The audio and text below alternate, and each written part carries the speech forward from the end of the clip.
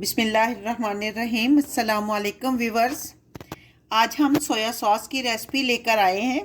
उम्मीद है कि आपको ये बहुत अच्छी रेसिपी लगेगी क्योंकि ये मुख्तलिफ़ डिशेस में यूज़ होती है और बाज़ार से काफ़ी महंगी मिलती है। घर में आप बहुत सस्ती यानी अपने बजट में इसको तैयार कर सकती हैं।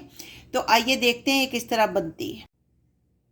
सोया सॉस बनाने के लिए 1 कप चीनी लिए, 2 चुटकी नमक, 2 चुटकी सुर्ख मिर्च और आधा टेबल स्पून काली मिर्च, आधा कप जो है वो विनीगर का है और इसमें 2 हम कप जो है गर्म पानी डालेंगे।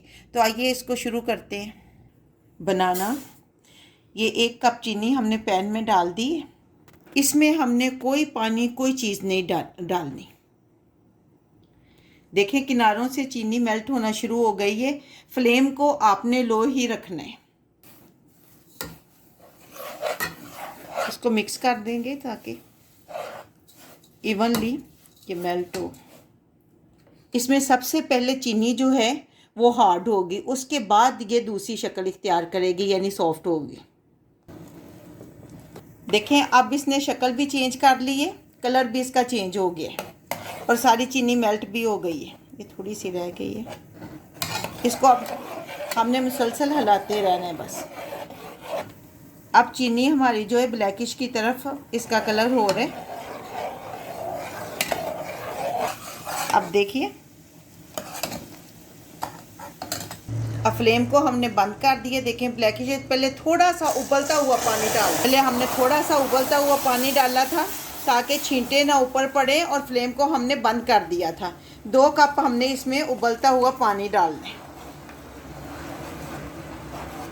ये देखें कितना खूबसूरत सा कलर आया है और अभी हम 2 मिनट तक इसको अच्छी तरह मिक्स करेंगे ताकि चीनी जो इसके अंदर है वो अच्छी तरह मेल्ट हो जाए।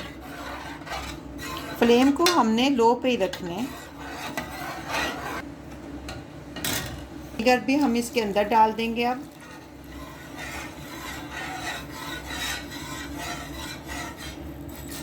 काली इलायची, 2 पिंच नमक और 2 पिंच ही सुर्ख मिर्च।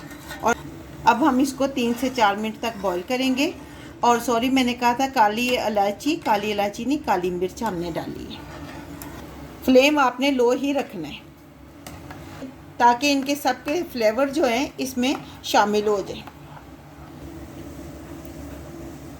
5 मिनट हो चुके हैं। अब फ्लेम को हम ऑफ करेंगे और इसको ठंडा होने के लिए रखें। और ठंडी होने के बाद देखें ये हाफ रह गई है। हमने 1 कप तो चीनी डाली थी इसमें और 2 कप पानी और हाफ कप जो है वो सिरका था इसमें।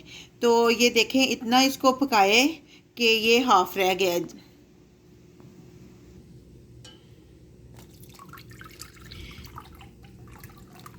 अब स्ट्रेनर की मदद से इसको हम छानेंगे। लें जी, हमारी सोया सॉस बनकर तैयार है।